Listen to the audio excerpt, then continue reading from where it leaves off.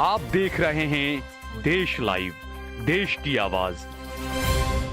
आदाब, नमस्कार, सत श्री अकाल। देश लाइव में आपका स्वागत है। मैं हूं सहल कुरैशी।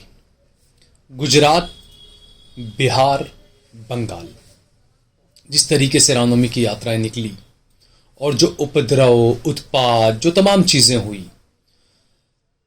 एक बार फिर से ये सवाल उठने लगा कि आखिरकार हिंदू मुसलमान की सहिष्णुता कहां चली गई, इस देश का भाईचारा कहां चला गया, इस देश के भाईचारे को आखिरकार 2012, 13, 14 के बाद किसकी नजर लग गई, ये सवाल उठने लगा। इसी बीच अलग अलग दावे किए गए। बंगाल से तो ये भी वीडियो आ गए कि जो रामनवमी में जो लोग रामनवमी की यात्रा जो निकाल रहे थे वो अपने हाथों में बंदूकें लहरा रहे थे। गुजरात में हमने देखा, वडोदरा के अंदर, कि यहां पर जब रामनवमी की यात्रा निकली तो उसके अंदर तलवारें लहराई जा रही थी।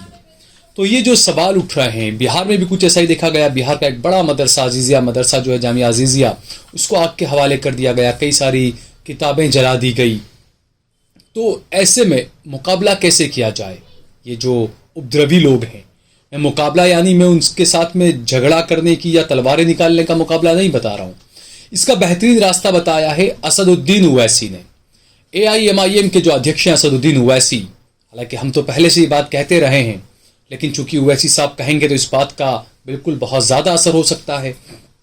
ओवैसी साहब ने कहा है कि ये जो तमाम चीजें होती है यात्रा में, चाहे वो, उन्होंने ये भी कहा, सिर्फ रामनवमी की यात्रा की बात नहीं कही उन्होंने कहा कि चाहे रामनवमी की यात्रा हो, चाहे मुहर्रम हो, चाहे मंदिर हो, चाहे मस्जिद हो, हर जगह पर कैमरे जो है वो हाई रिजोल्यूशन के होने चाहिए, ताकि ये पता चले कि आखिरकार हरकत कहां से हो रही है, शुरुआत किसने की है।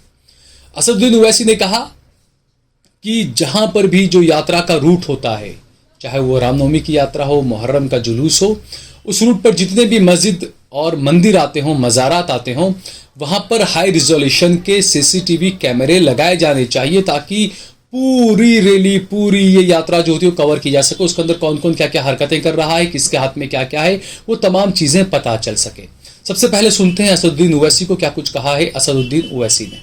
मैं ये बताना चाहूंगा कि अब जिस किसी मजहब का जुलूस निकलेगा, चाहे वो मीलाद का जुलूस हो, गणेश का जुलूस हो, रामनवमी का जुलूस हो, हनुमान जयंती का जुलूस हो, जो प्रोसेशन निकलेगा, मेरी आप तमाम से गुजारिश है कि मस्जिद के ऊपर, दरगाह के ऊपर हाई रेजोल्यूट CCTV कैमरे लगाओ, और उसको जब जुलूस जाएगा उसको फेसबुक पे लाइव टेलीकास्ट करना, ताकि दुनिया को मालूम हो जाना कि पत्थर कौन फेंका।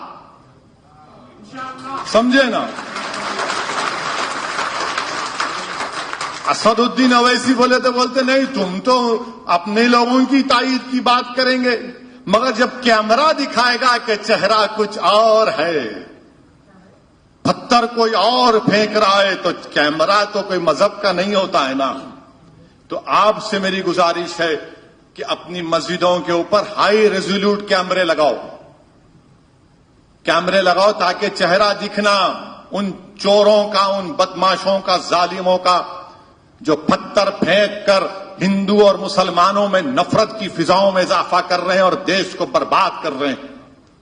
तो मेरी आपसे गुजारिश है कि मस्जिद के ऊपर, बल्कि मंदिर के ऊपर भी लगनी चाहिए, दरगाहों के पास हाई रेजोल्यूट कैमरा। और जहां पर मिक्स लोकेलिटियां हैं, जहां पर हमारे हिंदू भाई और मुसलमान भाई, दलित भाई रहते हैं, आप वहां पर भी लगाओ। क्योंकि महल्ले के लोग क्या बोलते कि कभी हम इन लोगों को नहीं देखे थे जो बाहर से आके ये गड़बड़ करके गए, तो इनका चेहरा भी महफूज होना चाहिए, इन चोरों का।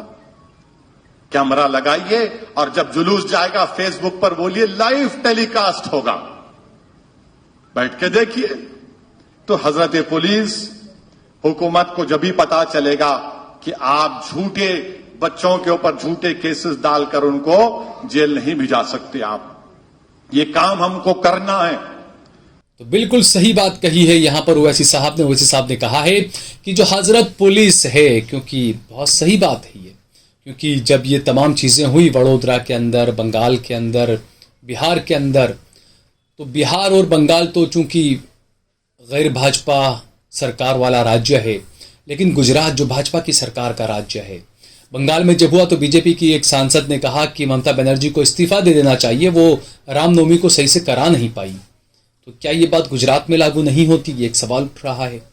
बहरहाल इस मामले को लेकर जो हकीम अब्दुल रज़ाक कासमी साहब जो हैं लीगल सर्विस अथॉरिटी के एक्स कंसल्टेंट और मेंबर, उन्होंने भी बड़ी अच्छी बात कही। उन्होंने कहा है कि भारत में ये एक लीगली ऐसा दाव है कि सीसीटीवी फुटेज लगा दिए जाएं, जिससे कि जो गुनहगार हैं, हमारे जो होनहार पुलिस अधिकारी जो होते हैं, उनको सहयोग मिल जाए गुनहगारों को पकड़ने के लिए। पुलिस अफसरों के लिए असली गुनहगारों को पहचानने में सहयोग करेगा ये काम, और गिने चुने अपने अंतरात्मा को डंक मारने वाले बदमाश पुलिस वालों को अपनी हद में रखने के लिए ये जबरदस्त प्रूफ साबित होगा। ये बात समझ सकते हैं, क्योंकि पुलिस या कार्रवाई हमेशा देखी गई, पुलिस पर कई सवाल उठे हमेशा, क्योंकि जब ऐसे पथराव होते हैं, दंगे होते हैं, तो एक तरफा कार्रवाई, हालांकि वीडियो सोशल मीडिया पर आते हैं दोनों तरफ के, और खासकर जहां से पहल हुई या वो तमाम चीजें आ जाती है सोशल मीडिया में कि मुसलमानों की तरफ से अगर पत्थर फेंका गया तो दूसरी तरफ से रामनवमी के अंदर जो लोग थे जुलूस में, उन्होंने भी पत्थर फेंका, जो यात्रा के जो लोग थे उन्होंने भी पत्थर फेंका, लेकिन कार्रवाई एक तरफा हुई मुसलमानों के वहां पर। और जब पुलिस वहां पर पहुंचती है तो किस तरह की ज्यादती पुलिस करती है, ये हमने देखा, ये हमने वडोदरा के लोगों से भी सुना, और अहमदाबाद में जब शाहपुर में हुआ था तो वहां के लोगों से भी हमने सुनी थी चीजें कि पुलिस ने किस तरह की कार्रवाई की। तो ऐसे में कुछ और बातें भी उन्होंने कही है।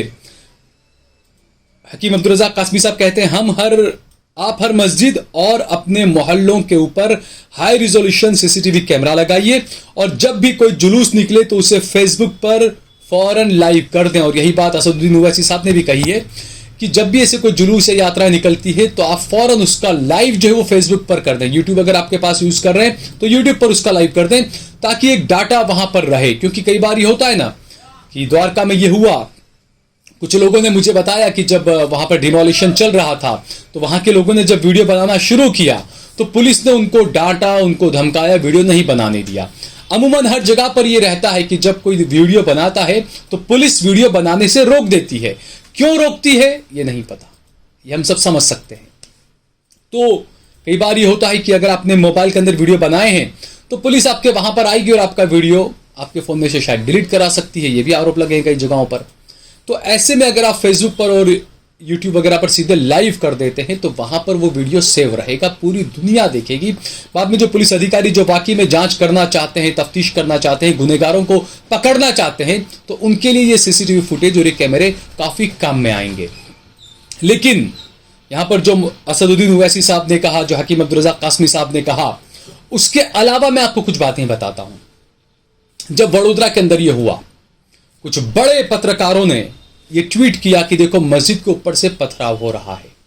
हालांकि उस ट्वीट में जो वीडियो दिख रहा है, ठीक है, वो लड़के ने अगर एक पत्थर उठा के मारा, लेकिन उसके पहले की कुछ बातें लोगों ने मुझे बताई कि मस्जिद के अंदर पत्थर फेंके गए और उसके बाद वो लड़का ऊपर देखने के लिए चढ़ा और उसने देखा बहुत से पत्थर चढ़ रहे हैं, तो उसने भी एक पत्थर मारा नीचे, एक या दो पत्थर जो भी।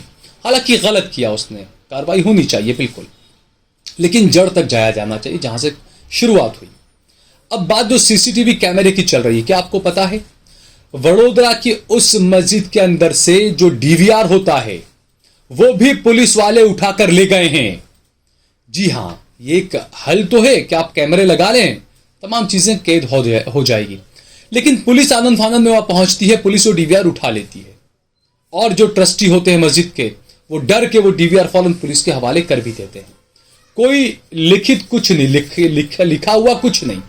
अगर पुलिस को डीवीआर चाहिए तो पुलिस लिख कर दे, नोटिस दे कि भाई आप हमें अपने कैमरे के सारे डीवीआर वगैरह हमें दीजिए, हम उसकी जांच करेंगे।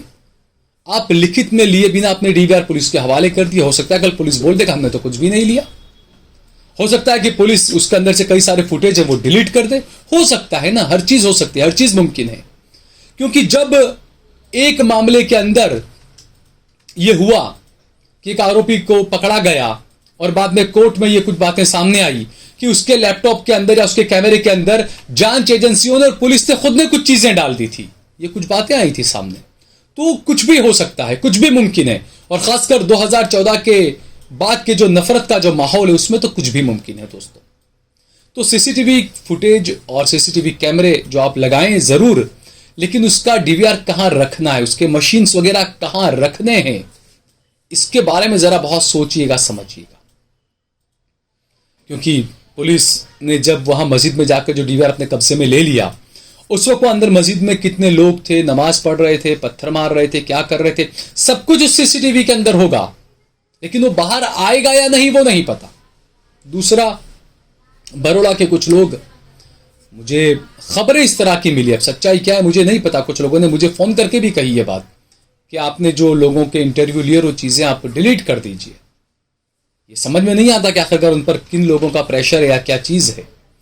क्योंकि एक लड़का, उसके दुकान का मालिक उसे कह रहा है, उसके बारे में कह रहा है कि ये सुबह 10 बजे से लेकर पौने 7 बजे तक ये अपनी नौकरी पर था, मैं इसका सेठ हूं, इसके यहाँ का मालिक हूं मैं, और ये मेरे यहीं पर नौकरी करता है, ये मेरे यहाँ पर नौकरी पर था। उसके बावजूद भी 2 से 4-5 के बीच में जो दंगे हुए, उसके दंगे के मामले में पुलिस ने उस लड़के को उठा लिया और वो लड़का फिलहाल सलाखों के पीछे है। अब एक बेकसूर इतने दिनों से रमजान के अंदर सलाखों के पीछे है। क्या हमारा संविधान यही कहता है? हमारे यहां का कानून यही कहता है? हमारे संविधान ने, हमारे कानून ने तो यह कहा कि चाहे 1000 जो कसूरवार होते हैं वो बाहर रहें, लेकिन एक बेगुनाह अंदर नहीं जाना चाहिए, ये बातें कही जाती है। लेकिन यहां तो कुछ और ही हो रहा है। एक भड़काऊ बयान देता है मुसलमानों के खिलाफ, मुसलमानों से कहता है कि घरों में घुस के हम मारेंगे, पुलिस के सामने मारेंगे मुसलमानों को। वो ये कहता है कि पुलिस को हमने दौड़ा दौड़ा के पहले भी पीटा है कर्णावती में, हम आगे भी यही करेंगे। वो कहता है कि पुलिस ने अगर एक भी वीएचपी के लड़के को पकड़ा तो हम पूरा बरोड़ा शहर जल जाएगा। ऐसा भाषण करने वाले लड़के को, वीएचपी के नेता को गिरफ्तार किया गया, महज 2 दिन के अंदर उसको जमानत हो जाती है। सोचिए आप, जबकि जो लड़के का मालिक ये कह रहा है कि ये मेरे ऑफिस में था, सीसीटीवी फुटेज है, उसके बावजूद वो जेल के अंदर है। ये हमारा संविधान है, ये हमारा कानून है। ये तो फिर भी एक अच्छी बात यह है कि कम से कम गृह मंत्री जी जो बयान देते हैं उस पर सवाल तो उठते हैं, गुजरात के जो गृह मंत्री। लेकिन उसके बावजूद अच्छी पहल ये रही, अच्छी बात ये रही कि कम से कम 5 बहुसंख्यकों को भी इसमें गिरफ्तार किया गया, 5 बहुसंख्यकों को। और इसके अलावा कम से कम एफआईआर तो हुई, वरना गुजरात में तो कोई सोच भी नहीं सकता कि किसी हिंदू नेता के खिलाफ एफआईआर की जाए, किसी वीएचपी या बजरंग दल या आरएसएस के नेता के खिलाफ एफआईआर की जाए, कोई तस्वुर भी नहीं कर सकता। तो ये तो खैर अच्छी बात है, गृह मंत्री का ये अच्छा कदम इसे कहेंगे हम कि कम से कम एक एफआईआर तो हुई भाई, कम से कम। क्योंकि जो कानूनी मामले हैं वो लटकती तलवार होते हैं। जो लोग ऐसे उकसावे में आकर बयान देते हैं, भाषणबाजी करते हैं, जो यूथ नेता होते हैं, जो विश्व हिंदू परिषद वगैरह के, मैं उनसे भी कहूंगा आप हमारे भाई हैं, आप अपना आपा न खोएं, आप इतने उकसावे में आके कुछ भी न बोले, आपको परेशानी होगी। आप हमारे भाई हैं, आपकी परेशानी हमारी परेशानी है।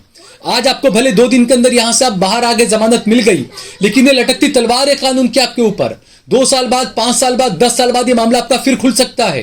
हो सकती है आपको 2-5 साल की सजा। जब मामूली से मानहानि के मामले में राहुल गांधी को 2 साल की सजा हो सकती है, तो ये रोहन शर्मा या रौनक शाह, ये कौन सी खेत की मूली है? ये कुछ भी हो सकता है कानून में।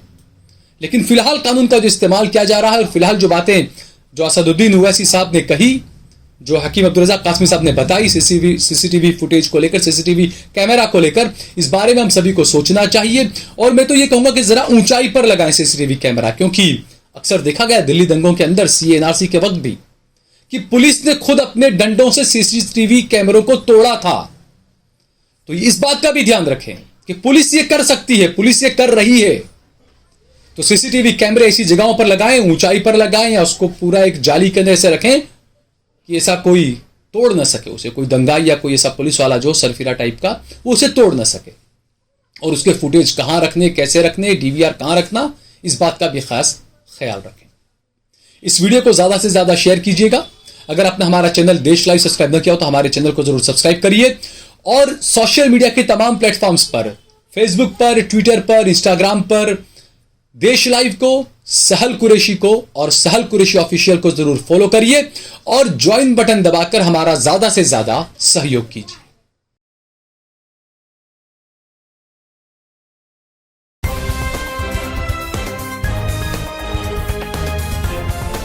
देश और दुनिया की तमाम छोटी और बड़ी खबरों के लिए हमारे चैनल को सब्सक्राइब करना न भूलें और बेल का बटन जरूर दबाएं।